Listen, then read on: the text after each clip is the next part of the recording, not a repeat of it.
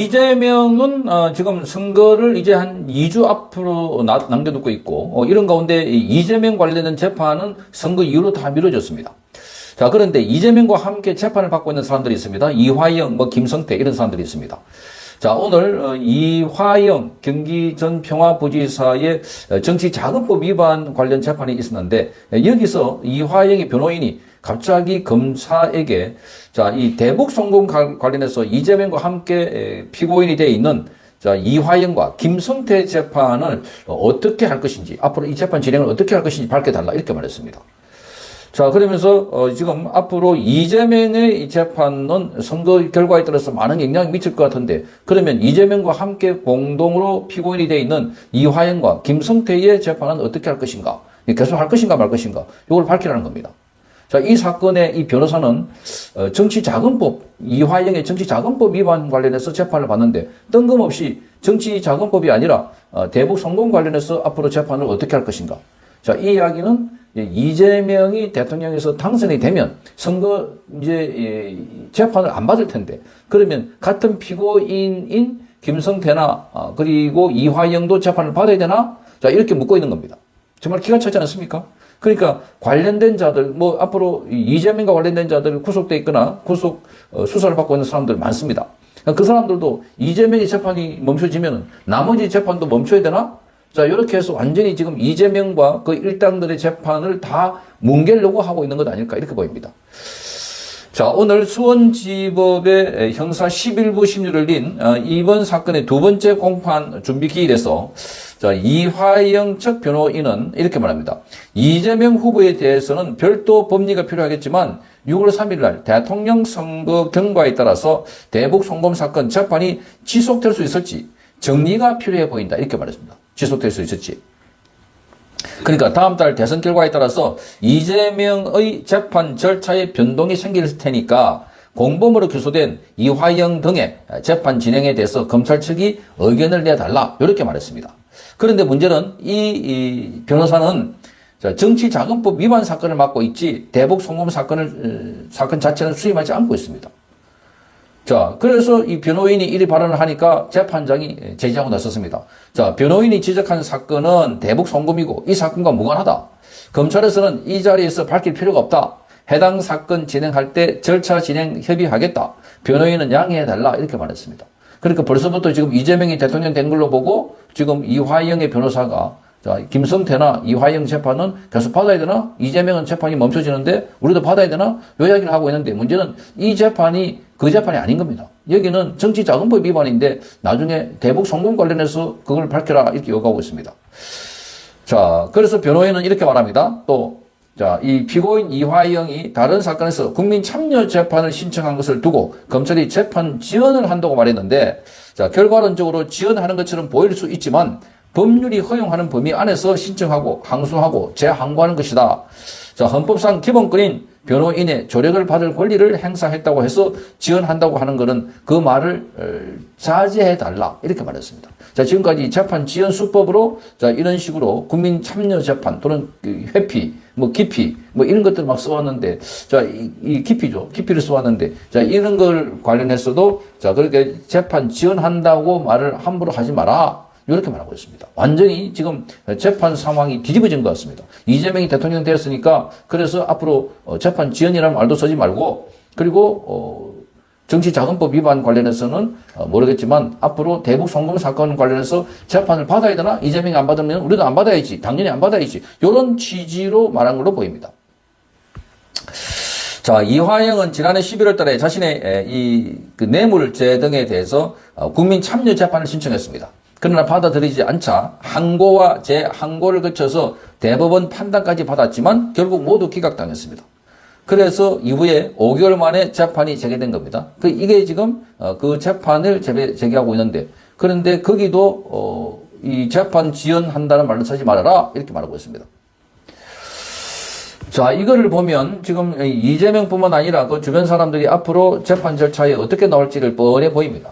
재판을 안 받겠다는 겁니다. 재판을 받아도 그냥 이재명이 재판이 안 나오고 이재명이 대통령 되는데 대통령을 심판할 수 없듯이 우리도 대통령과 인관되어 있으니까 못하겠다. 이런 취지가 아닐까. 자, 그러니 벌써부터 지금 대한민국은 사법 시스템이 완전 엉망으로 돌아가고 있습니다. 감옥에 가야 할 범죄자가, 범죄 피의자가 지금 감옥에 가지 않고 대통령이 되겠다고 지금부터 벌써 대통령이 된 것처럼 이렇게 주변 사람들이 행사하고 있으니, 자, 그러니까 지금 법정에 갔어도 다른 재판인데도 불구하고, 자, 그거 우리가 받아야 되나? 검사가 미리 생각을 좀 해가지고 다음에 얘기해줘. 이런 식입니다. 그러니까 여기 있는 판사가 보다 못해서 그 사건은 대북 송금 사건이고 지금 여기서 하고 있는 것은 정치자금법 위반인데 그걸 왜 지금 여기서 말하고 있냐, 이런 식으로 정리를 해주고 있는 이런 상황이고, 그리고 재판 지연, 국민 참여 재판 했다고 해서 그래서 그 재판 지연 했으니까 하는 지적을 많이 받아왔으니까 그거 재판 지연이 아니니까 앞으로 말 조심해라, 이런 식으로 보입니다. 자, 오늘 공판 준비 기일로 진행된 정치자금법 위반 등의 혐의는 올해 2월 추가 기소된 것입니다.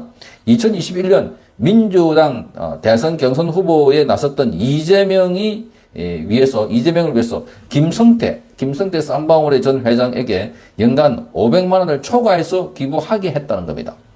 자, 이화영 측은 정치자금법 위반 등의 혐의 재판에서도 국민 참여 재판을 희망한다는 의사를 밝힌 바 있습니다. 이날 변호인은 피고인과 상의해서 신청 여부를 결정하겠다. 지난번에 1차 TV 토론을 마치고 난 뒤에 여론조사를 해봤더니 이재명과 김문수 후보 사이의 오차 범위 안에서 지지율이 좁혀졌다 하는 여론조사 결과가 나왔습니다. 자, 이재명은 46%, 김문수는 41.6%입니다. 자, 그래서 두 사람 사이의 오차 범위는 4.4%포인트. 자, 그래서 오차 범위 안에 있다. 자, 이게 매일신문이 보도한 내용입니다. 오차 범위 안에. 자, 46% 대 41.6% 오차 범위 안에 있다는 겁니다. 자, 이 두 사람이 TV 토론 이후에, 자, 이거를 보니까, 김문수 후보가 따라잡았다. 결론적으로 이렇게 볼 수 있습니다. 그래서 TV 토론에서 이재명이 매끄럽게 말을 하고 뭐 이렇게 살 빠져나가지만 국민들이 다 판단하고 있습니다. 자, 저게 진정성이 있는 말인가? 저게 진짜인가? 저게 사실인가? 자, 그걸 보고 판단을 해서 여론조사 결과가 이렇게 나온 걸로 보입니다. 자, 1차 TV 토론조사 유권자들의 평가가 반영된 것으로 볼 수 있다. 자, 이런 토론 외에도 지금 2주가 남아있기 때문에 2주 전 판세이기도 한 겁니다. 그래서 이재명과 김문수 후보, 이준석과 권영국 민주노동당 후보 이 네 사람이 TV 토론을 하고 난 뒤에 여론조사를 한 겁니다. 자, 여론조사, 이 TV 토론은 18일 날 했고, 여론조사는 19일 날, 바로 그 다음 날입니다. 오전 11시 8분부터 오후 7시 12분까지 8시간 4분 동안 전국의 성인 남녀 1000명을 대상으로 했습니다. 에브리 리서치가, 에브리 뉴스와 미디어 로컬, 전국 지역 언론인 클럽이 있습니다. 미디어 로컬.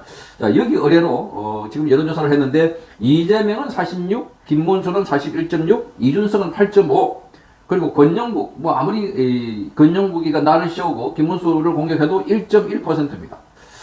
자, 그리고 황교안은 0.7, 송진호 무소속은 0.5, 지지 없다가 1.1입니다.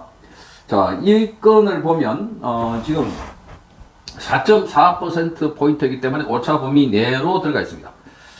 자, 다른 여론조사에서도 두 후보는 앞자리 수부터 다른 결과를 보이는 경우가 많았는데 둘 다 앞자리 수가 4%, 그러니까 40%대입니다. 다른 데는 이재명이 뭐 50%대, 김문수는 30%대, 이런 것도 있는데, 지금 이 여론조사는 40%대, 그리고 오차범위 4.4%. 자, 그러니까 이게 가장, 여론조사 1차 TV 토론을 하고 난 뒤에, 가장 빨리 여론조사를 한 것 아닐까, 이렇게 보는 겁니다. 이 여론조사를 해보니까, 지금 국민들은, 말은 좀 어눌하게 하는 편이지만, 그러나 진정성과 솔직하고, 그리고 팩트 위주로, 자, 성실하게 하고 있는 김문수를 뽑았지. 이재명은 이번 토론을 통해서 맹탕이다 한 것이 또 드러났다. 이렇게 판단하는 사람들이 많습니다. 맹탕. 그것은, 자, 호텔 경제학. 거기다가 커피 한 잔 값이 120원이다. 원가가. 자, 이런 것들이 다 이재명이 전혀 경제를 이해하지 못하거나 경제에 대해서 잘 모르고 있다. 그러니까 이자는 선전선동에 나갈 뿐이지. 자, 그리고 그게 문제가 지적되면 그걸 또 싹 빠져나가려고 내가 맥락을 이렇게 설명했는데 맥락을 잘 보고 이야기하지. 이런 식입니다.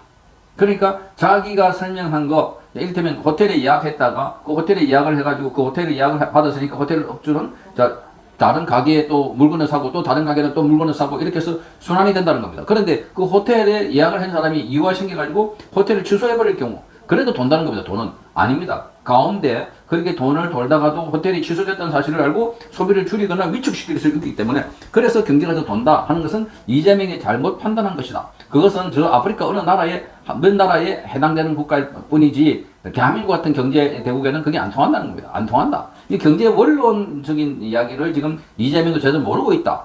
그리고 커피 한 잔 값이 어디 원가가 120원입니까? 지금은 거의 800원 정도 올라갔을 뿐만 아니라 커피 가격 플러스 거기 부대 비용이 많이 들어가는 겁니다. 인건비하고 뭐 이 세금하고 그리고 임대료 이게 큰 포션입니다. 이런 걸 따지지 않고 그저 포퓰리즘적으로 이 인기몰이를 했던. 그래서 이재명의 태도를 보면은 TV 토론 태도를 보면 너무나 가볍게 뭐 어쩌라고 이렇게 하면서 상대방을 공격하거나 이러다가 또 깐족거리면서 막 웃는 모습도 보이고 자 이런 걸 보면은 이재명은 지금 거의 대통령이 다 된 듯한 자 이런 모습에서 국민들은 자 김문수 후보의 진정성을 발견하게 된다. 자 그래서 TV 토론을 하고 난 뒤에 여론조사를 해보니까 이재명은 46, 김문수는 41.6 그래서 많이 따라잡았다. 그래서 앞으로 한 2주 남았는데 이 단일화를 하면 좋겠다 해서 단일화 관련된 여론조사를 했다고 합니다. 단일화.